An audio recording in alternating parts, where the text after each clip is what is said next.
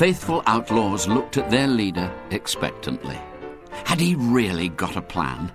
"Well," began William, "our parents won't actually take us to Violet Elizabeth's old party. They don't take us to parties now. They only took us to parties when we were young. They've not actually taken us to parties for years." "Well, how's that going to help?" said Ginger. "Well, it's obvious. We can start out to it, but—" his voice sank to a sinister note. "We won't actually get there." The outlaws stared at William. "Gosh," said Douglas apprehensively. "What's going to happen to us?" "We'll meet at the crossroads near the hall," said William, "and we'll go off to the woods. We won't go to the old party."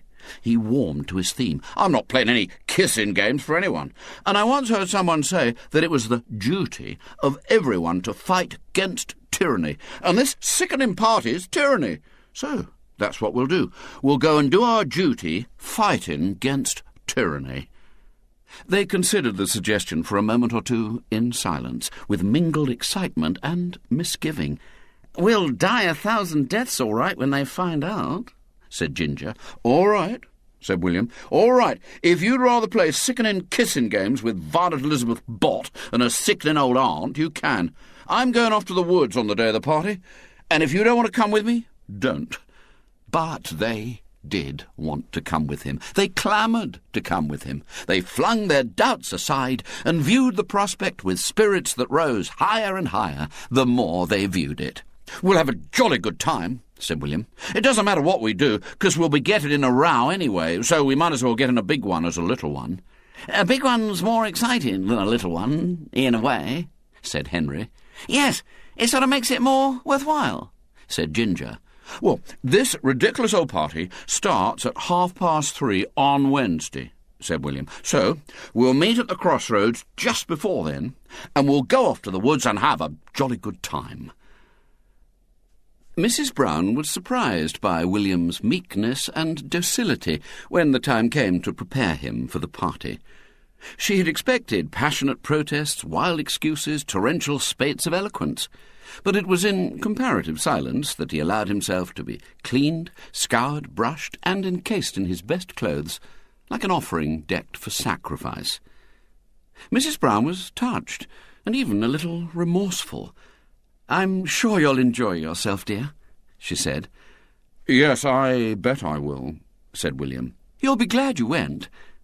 William agreed. "And perhaps your father and I will give you a little something this evening, in return for whatever you've been through." William thought that, too, was highly probable. Shining with cleanliness, their shoes brightly polished, their socks neatly gartered, the outlaws assembled at the crossroads. They looked at each other sheepishly, awed by the immensity of the crime they were about to commit. Never before had they, or indeed any of their acquaintances, played truant from a party. "Well, come on," said William gruffly. "Let's get away quick before anyone sees us." They set off down the road and entered the woods, walking in a furtive, guilty fashion down the shady path. They felt ill at ease in their best suits and polished shoes. They felt vaguely ashamed to be there, so brushed and cleansed and neatly apparelled, in a place that was wont to see them muddy and dishevelled, wearing battle-scarred shorts and pullovers. "I wonder what they'll do when they find we're not coming to it," said William. "They'll ring up our mothers," said Ginger. "And then they'll ring up the police," said Henry. "Gosh," said Douglas, with mingled apprehension and pride. "Real policemen looking for us. And all our mothers wondering where we are," said Ginger. "I bet mine'll guess all right," said William gloomily. "Could we pretend we'd tried a short cut through the woods and got lost?" suggested Ginger. "No," said William. "No, you can't get lost in a place you've lived in all your life." "We might pretend we'd lost our memories," said Henry. "I've tried that before," said William. "It didn't work." "We could pretend we'd met a hypnotizer and got hypnotised," said Ginger. "We could act as if we'd been hypnotised. We could keep shutting our eyes and then opening them and saying, 'Where am I?' Or that we'd heard cries for help and gone to the rescue," said Henry. Or, said Douglas, that we'd been dragged into the woods by smash-and-grab thieves and tied to a tree and robbed. Or that we'd gone to save an old man's life that was being attacked by a savage animal. A fox, for instance. Foxes aren't savage animals, said William. Well, this one might have been. He might have gone mad. Or the old man might have gone mad. Or they might have both gone mad and turned on us, both raving mad, and chased us round the woods. So we had to climb a tree to escape the jaws of death. And then, just when we thought we'd escaped them, they climbed it too, both raving mad. And we had to swing ourselves into the next tree by the branches. Foxes can't climb trees, said William. Well, I bet a mad one could. And we had to keep swinging ourselves from tree to tree with this mad old man and this mad fox after us, roaring and growling, snapping at our heels, with the jaws of death looming in front of us. Yes. They found the imaginary adventure exhilarating, and might have continued it indefinitely if Douglas had not distracted their attention by making a sudden dive behind a bush. "What's the matter?" said William. Nothing, said Douglas, emerging with a nervous, apologetic smile. I thought for a minute that I heard that policeman coming after us. He looked up and down the empty path. But I couldn't have. Of course you couldn't, you chump, said William. Gosh, fancy being afraid of a policeman anyway. They're only human, same as everyone else. Why, I once met one that kept a goldfish. But something of Douglas's nervousness had communicated itself to them. Perhaps we'd better get off the path for a bit, said William, just in case someone comes after us. He led the way to a fallen log at the foot of an oak tree, screened from the path by a dense holly bush. They took their seats in a row on the log, 4 immaculately clothed, somewhat worried-looking small boys. "I bet mine won't let me go to the fair next week after this," said Ginger gloomily.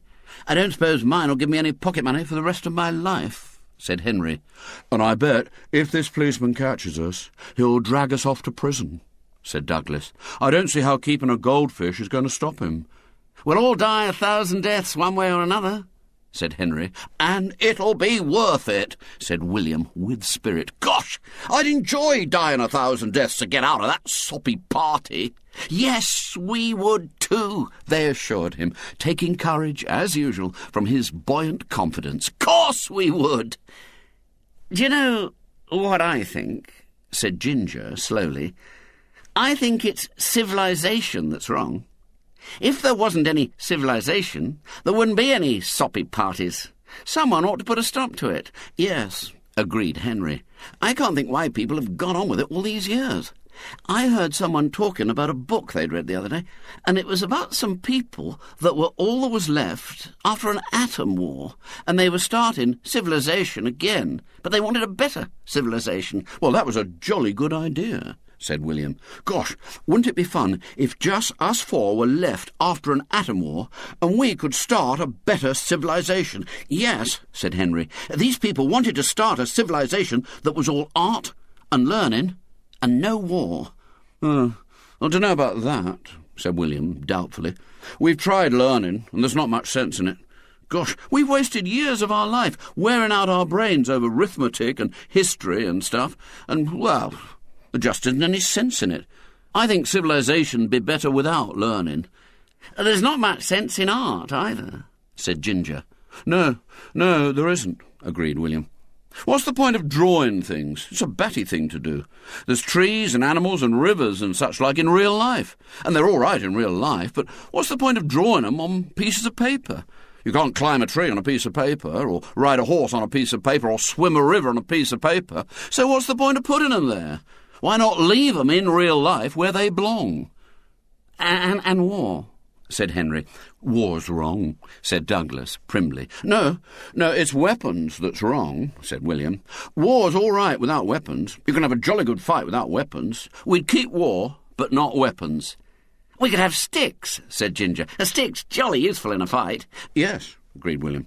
"When countries went to war, we'd have them all meeting in a big empty place, and everyone could have a stick, and they could fight there, and the side that ran away would have lost the war, and the other side would have won it. It needn't take long. I've been in some jolly good fights that were over in a few minutes." "I've known 'em take longer than that," said Douglas. Well, if it was a long one, I suppose we could have half-time with ice creams And lollies. and chocolates. And coconut ice. And... Shush, said Douglas. There's someone coming. They listened. Footsteps were approaching along the woodland path. Freeze, whispered William urgently. Try and look like tree trunks. Without much success, they tried to look like tree trunks. Douglas's face grew purple with the effort. Henry grabbed a leafy twig and put it in his mouth, swallowing half of it by mistake. Ginger drew the collar of his jacket, as far as it would go, over his head. William contented himself with fixing a set, ferocious glare on the holly bush. The footsteps drew nearer, and suddenly a small, upright figure appeared. It was an elderly woman wearing boots, a pork-pie hat, and a large tweed overcoat. She strode along the path, using a long folded umbrella as a walking stick. She did not glance in their direction until, just when the danger seemed over, Douglas, relaxing from the tension of being a tree, fell over backwards and let out a loud yell as his head struck the ground. The woman stopped and threw a startled glance around. The startled glance rested on the outlaws, and she strode up to them through the bushes. "What are you doing?" she said. They looked at her, scowling suspiciously. "Just sitting," said William coldly. "Resting?" said Ginger. "Thinking," said Douglas. "Having a little talk about civilization," said Henry, removing the remains of his twig from his mouth. "Oh, I'll join you," said the newcomer. She had a small, wizened face, bright blue eyes, and a long, humorous mouth. "I'm rather tired." She took her seat at the end of the log. "And what do you think about civilization?" "I wouldn't have any grown-ups in it if I had my way," said William. He was outraged by this invasion of their privacy. His scowl had grown so ferocious that every feature in his face seemed to be distorted by it. This woman, he thought, might betray their hiding-place. She must be got rid of as soon as possible. He added his petrifying glare to his ferocious scowl. The woman seemed unmoved by it. "And I wouldn't have any children in it," she said. She gave a sudden chuckle. "You'll never guess what I'm doing now." William was silent for a moment or two, torn between his natural curiosity and his desire to freeze off the intruder by ignoring her. His natural curiosity won. "What?" he said. "I'm running away from a children's party."